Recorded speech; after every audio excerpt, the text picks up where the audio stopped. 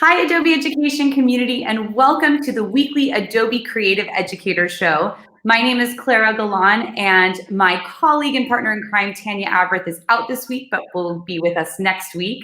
But today we have very special guests. I'm so excited to have you both, Mario and Alberto, on the show. E-twins joining us all the way from Utah and are originally from Spain. So I'll hand it off to the both of you to introduce yourself.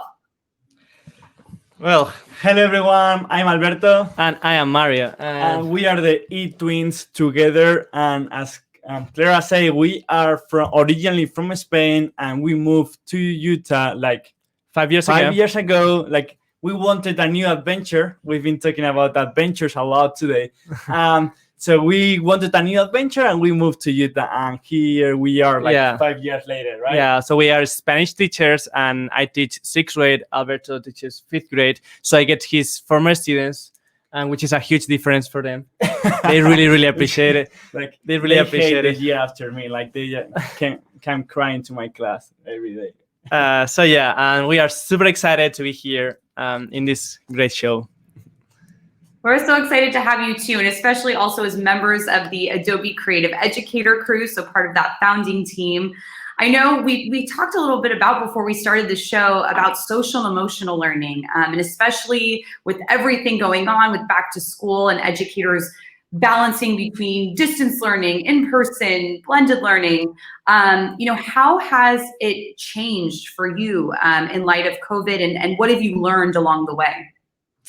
Wow, I would say that's the question. It's the question that everyone is asking themselves right now, right? Yeah, I think it's taught us a lot of things, and at the beginning, we made a huge mistake. For example, it was Friday, right? And then we were just in our classroom, just normally working and planning for the next week, and we got a call, and we were the district told us all right, Monday you need to get everything ready because we are going remote, so we had a weekend to get everything ready. What a weekend. Yeah, what a weekend. Seriously. It gives me nightmares, but I would imagine. Gosh. Yeah. It was super crazy. hard, so we focused on mainly on academics. We were too focused on creating our lessons or creating our assignments, and all of that we kind of lost focus on who we were, right? Because we are all about social emotional learning, having fun in class, making a school fun, and we kind of lost that focus because we were too focused on creating those assignments. So we realized on time we lost our identity as teachers, and we realized that we noticed that was happening. So we changed the way we were doing things, and we focused on social emotional learning and on supporting those students that were struggling in this shift to remote learning. So I think that's kind of our biggest takeaway from all of this. Don't lose your identity as a teacher.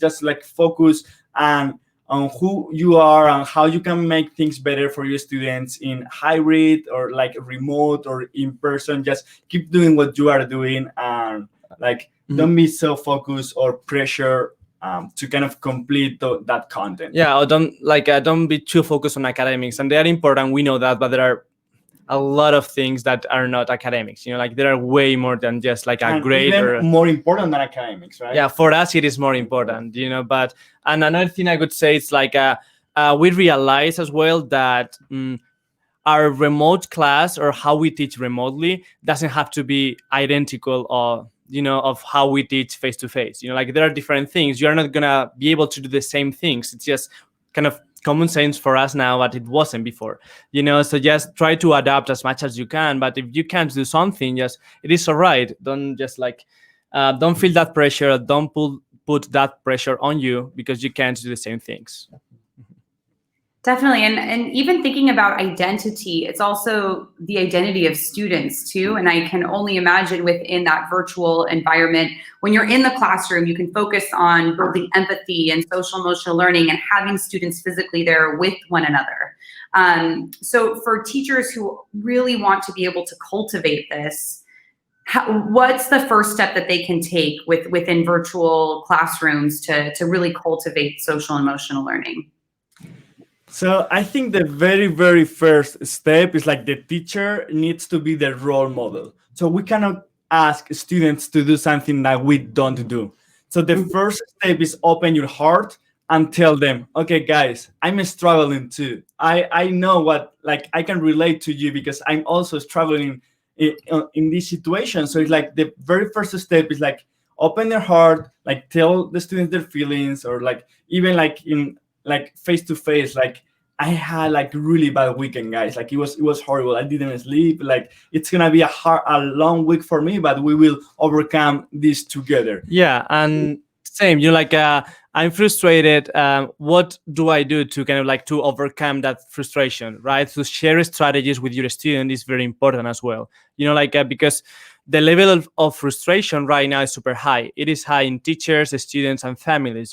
So kind of like give strategies to our students of how they can deal with that frustration. Right. If they are at home and they have technology problems with an assignment, what can they do? Do not freak out. Just take a breath and follow these instructions, or like I'm here to help. So I would say, as Alberto said before, kind of like role model, and step number 2, give instructions or give different tools to our students for them to be able to deal with those emotions, with that frustration. Because the thing is that students get frustrated, ask parents. Parents don't know how to solve it. Parents get frustrated, and then that level of frustration keeps. And you get that email, yeah, right? and then like that email that every teacher loves. Yeah. So level of frustration keeps increasing, and then, as Alberto said, you get the email, and then teacher is frustrated as well, right? Yeah. And going along that with parents too, what would be some ways that you've been able to partner with parents, or encourage other teachers of how they can best engage parents, since children are at home with their families? That's a great question. Yeah. Like we realized that we need to treat parents in this remote learning situation as they were in our class, because actually they are in our class. Why is that? Because if a student doesn't know how to do something, they will go to the parents. And as we said, if the parents don't know how to solve that problem, the level of frustration is going to increase. But if we send the instructions to the parents, or we send the same instructions that we send to the students to the parents will be able to help the student. They will figure it out. And then, no one will be frustrated because they will know what to do.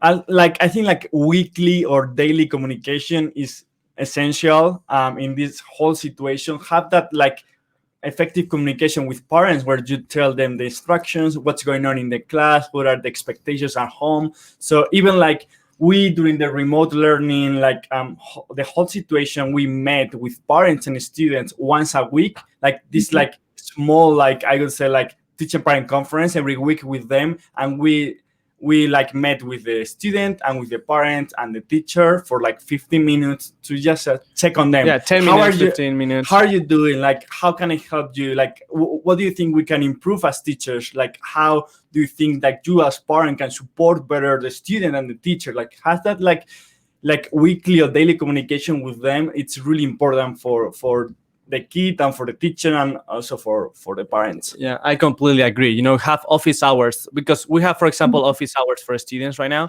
but we have office hours for parents as well. Because as we said, we need to treat them as they were in our class, because they have questions, they have different concerns. So we need to solve those questions, and we need to solve those concerns.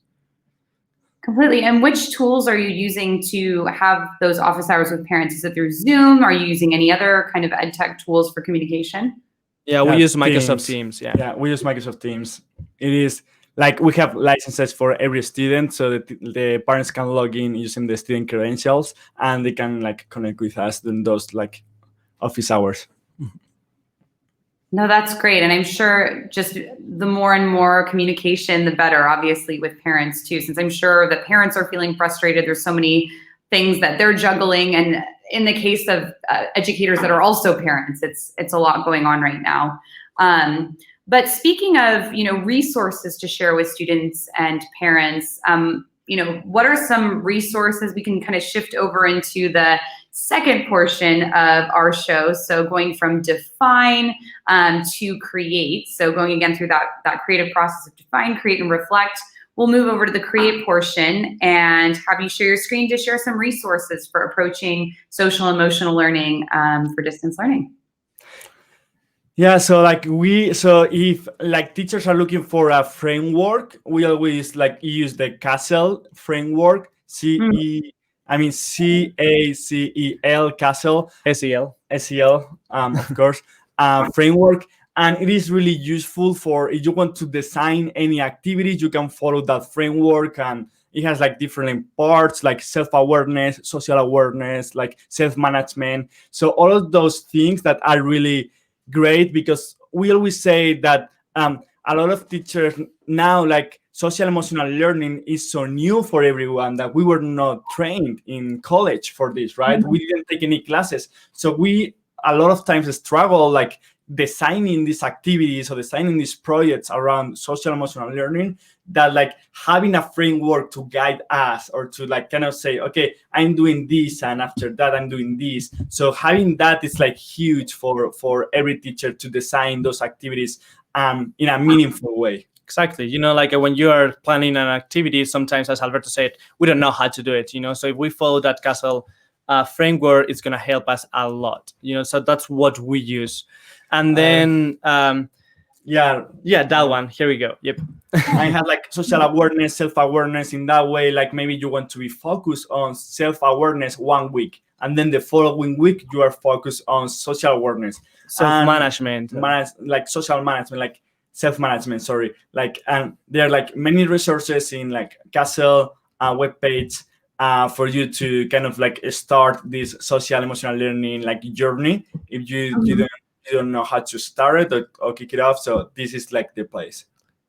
Perfect. No, this is such a great resource, and I love the visual element as well as teachers are starting to think through this for students. Awesome. Then we have another activity that we are not going to share our screen yet. So we have another activity that can be done face to face, but it is we could use also Adobe Spark, right? So this activity is very, very simple. It's you will have like a bucket, like a jar like this, right? And then different color papers like this. So the idea is that every day, at the end of the I don't know, of the school, or if you want first thing in the morning, whenever you want, or even just Fridays by the end of the week, a student would get one of these notes, and then they will write a note of something that something good that happened to them, a good experience or a good moment or like a moment of happiness, and they will write it here. What they would do is just like fold this and put it inside.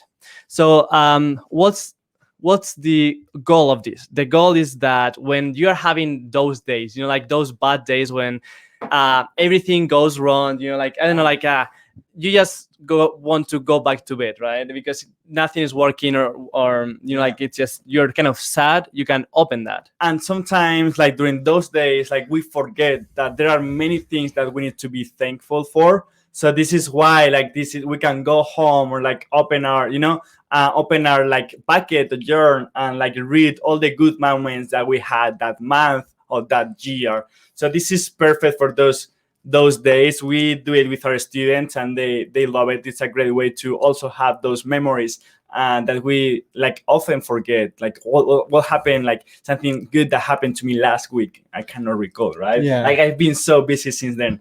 So this is like perfect for I've been so busy being sad, right?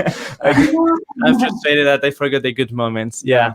And if we want to add the technology piece into this, because we can do this easily, with no technology, but if we want to add a technology piece, like we can use Adobe Spark. We can create a video, like instead of just writing one of these notes every day, we can kind of create I would say like a slide or whatever on a Spark, right? Or even a picture or whatever, describing what that moment was. And after that, like by the end of the month or by the end of the year, you will have this video of all the good moments that happened to you throughout the year. So you just need to play the video, get some ice cream and then tissues, and then just like, enjoy life. Like it could be like your digital bucket, or like social emotional learning portfolio, or like good memories portfolio, where you can always go there, like when you're having a bad day, push play and enjoy your beautiful life. I love that. You can even have that. I would imagine even maybe on a Friday, you could even do it every week or at the end of the month. So students just have those celebrations and small wins throughout the academic year. So I love that idea. And I'd love to see if educators can do that in Adobe Spark. We would love to see. So if you do it in your class, please let us know, and we would love to see how you do it. Or even if you can you have a better idea of this, just let us know. We would love to implement this in our classes as well. Yeah. So just like as Alberto said, just tag us on social media. Like, hey, this is my Adobe Spark video of social emotional learning. We would love to watch those. I'm sure they will be great. We will buy ice cream for those. We can all have a virtual ice cream party. Yeah. I'm down for that. Yeah. Let's name the day. If it has ice cream, I'm down. Yeah. And then another activity that this is more like you can do it with the students, but it's also focused on how the teacher can do it, right? Yeah. With both. So we are going to share our screen. Perfect. And let's ask the question. Can you see my screen?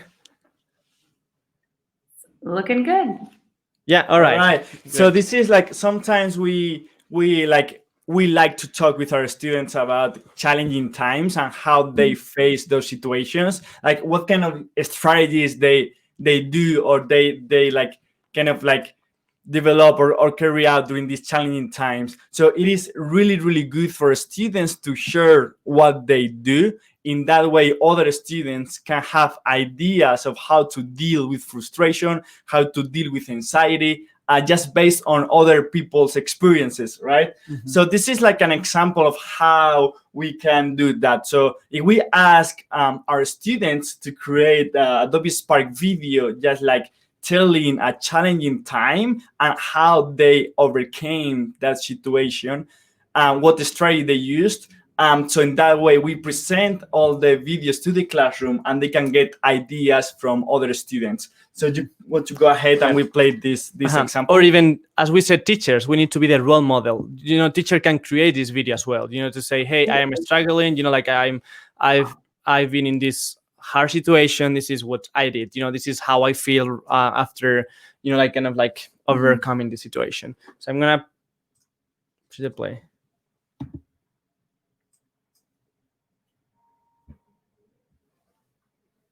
Can you make it full screen? Yeah, 1 second.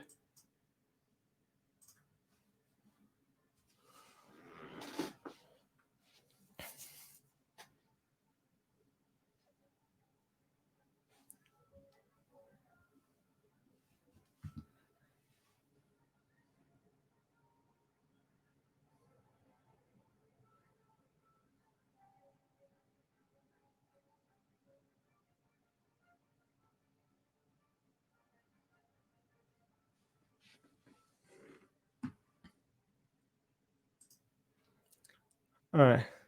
Yeah. So this is an example of how a teacher can share what happened to him, and in this case the strategy was talk to your family. They are always there for you. So also we are encouraging these students who are feeling sad to open their heart and not be just by themselves, because when they are by themselves, when things get worse and worse and worse, and then it will be maybe too late to do that. Yeah, we talk a lot about emotions in our class. We talk about how they are feeling, why they are feeling like that. So we are very open with our students when we are having a bad day or when it's just something happened to us. If it is too personal, of course we don't share it. But it's I think those emotions need to be there, because we have found that sometimes there is this taboo around emotions that you don't talk about them, right? Or you just don't talk about them, or you hide them. So when those students get to that point where they are feeling those emotions,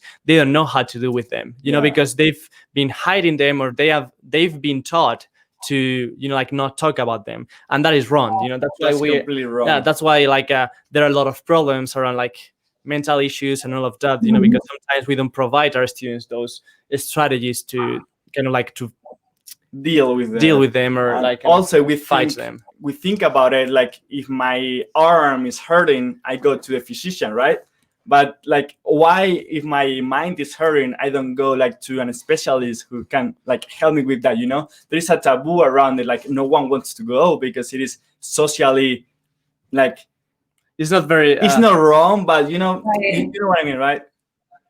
Yeah, no, completely. And it's so difficult. And I can even speak from Adobe, from a team perspective too. We're all at home dealing with our own individual issues. Like some of us might be alone, some of us might be with families, and it's really difficult when you're physically isolated. So to have a video like that, or a reminder to be able to reach out that you're not alone, even though you might be feeling that way, and with any type of quarantine, physically you are. So no, I think that's amazing. And the fact that students feel open, that they can speak about their feelings with you, because sometimes we don't have those outlets. Like I love that analogy you gave of going to a doctor if you're physically hurting, but what about if you're emotionally hurting? So I love that activity. And for those who are watching this, you know, if you haven't used Spark before, it's, you know, spark.adobe.com, and you can create videos on there, and it's really easy to get started. So we look forward to seeing all the videos. And if you want to share them with us, again, I'm going to pop this up here with the hashtag Adobe Edu Creative. And I'm sure both of you would love to see these different videos that educators are creating as well. So definitely follow their Twitter account. Is amazing, and I feel like it's really raw in terms of everything that you're approaching, and I love following it. So at eTwins on Twitter. Yeah, we'd love to see those videos. Yeah, that'd be great. Definitely. And so we can move to the last section of our live stream. So again, we always go through define, we have the create portion, and then reflect. So this is a similar creative process that you can go through with your students. But our reflection question for today is, how will you inspire social and emotional learning in your virtual classroom? So Mario and Alberto have shown some examples, but moving forward, you know, what have you both learned? Like, what are you going to keep doing? What are some new things that you want to try? That's okay. So that's the question. That's like, I don't know. So many good questions. Yeah. Right? I want to. Yeah, I want to try a lot of things. You know, like we are always, you know, thinking about these crazy projects, and when we go to our principal, she always says like, "Don't tell me about it, but do it." You know, because I don't want to know what you are thinking or what you're planning. So I think moving forward, just like keep our identity, as we were talking before, and also like keep doing what we are doing in a virtual, like classroom virtual environment. So we like to have this like one-to-one time with our students. So like keep doing those like weekly or like daily meetings with them to check on them and to tell, all right, we're not gonna talk about academics at all. Just like tell me how you're feeling, like how's your family? Are they struggling? Are there like, is there any member of your family that are struggling that had COVID? Because sometimes we like kind of like put more pressure on our students, and we don't know what's going on at home. Maybe their grandparents are sick and they are just like dealing with that, and we cannot ask that student to complete the homework. Like there is no way. Like that's wrong to yeah. me. And like I would love to continue what we are doing in terms of, for example, we have like a weekly call, and it's like a recess time, well, recreo for us, recreo time. So we don't talk about academics. We just get together. You know, it's just Play games. play games. We play games. You know, like we share stories, like how your week is going. You know, because we can't. This is the whole class. Yeah, together. the whole class together. We can't forget that the students are at home as well, and they are missing that social part. They want to tell their friends that, I know, they got a new dog, you know, like, and it's so cute. I don't know. Of course they want to share that. Or whatever, you know, but they miss that social piece, you know. So keep kind of like providing them those social moments with their opportunities. Social moments, opportunities with their friends, with their teacher, and all of that. I think it's good. It's a good idea. Yeah. And as we move forward, and maybe like when we go back face to face, like we really were like really huge fans of like social emotional learning before, but after all these situations, like we think that it is even more important than ever before to kind of like work on social emotional learning in the classroom. So we will be more focused on EQ and less focused on IQ. EQ more focused on like emotional stuff, because actually like you can work on IQ and like you can have really, really smart kids and work on content and everything. But if they are not like, if they don't have a high EQ, they cannot perform as well. So like we need to find that balance in our classrooms. And I think that, and I would say kind of like don't lose our identity, but in the like opposite way, you know, going from remote to face-to-face would be a challenge as well. Oh, completely. And I agree. I just with everything in terms of if students are struggling with different issues at home, we can't expect them to be able to, first we have to approach that before we're approaching any academic content. And I completely agree with the EQ portion too, because not only is it just, it's helping them grow as a human being and bringing that humanity into your classroom, but it's also preparing them for what lies ahead for college or any jobs of the future that they have. Because they'll have to be able to collaborate and to read other people emotionally and have that emotional intelligence. So I'm excited to see what your students create this year and how they move ahead. And they're so lucky to have educators like you that are thinking through all these different pieces, even beyond the academic. Thanks. Yeah. But I know I'm looking forward to seeing how everyone who's tuning in, you know, the videos, if you want to create some of those Spark videos, to share them with us. And then, of course, with every show, we also have an exit ticket, like you would in any classroom. So I'm going to go ahead and share my screen really quick here of a sneak peek of what that exit ticket looks like.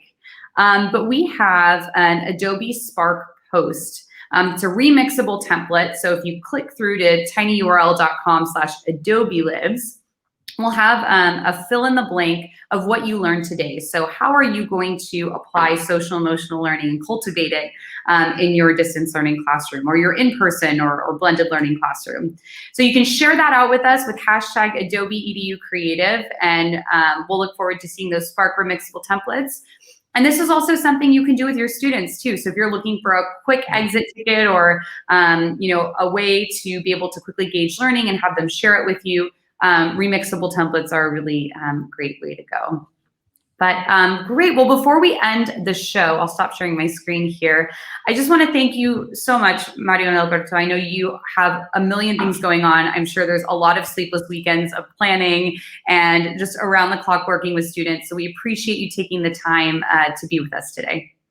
Yeah, of course. Thank you so much for inviting us. It's always, we love to talk. So it's always great to have a space where we can talk. Thank you so much for the invite. We had so much fun, and it's always good to see you guys. You are such a great team. So. Oh, well, thank you. And we look forward to following you on Twitter at eTwins and seeing all the work that you're doing. And for those who are tuning in, we'll be back next week. So next Thursday at 10:30 a.m. Pacific time, 1:30 p.m., not a.m. Eastern time. And Tanya Averth will be joining us again. So looking forward to that, and have a great rest of your week, everyone. And thank you for all that you're doing to cultivate creativity within your classrooms. I know there's a ton going on with everyone globally who's watching. So we just know you are so appreciated for everything that you do. So thank you again, sending lots of love virtually, and have an awesome week. Thanks, everyone. Bye everyone. Bye.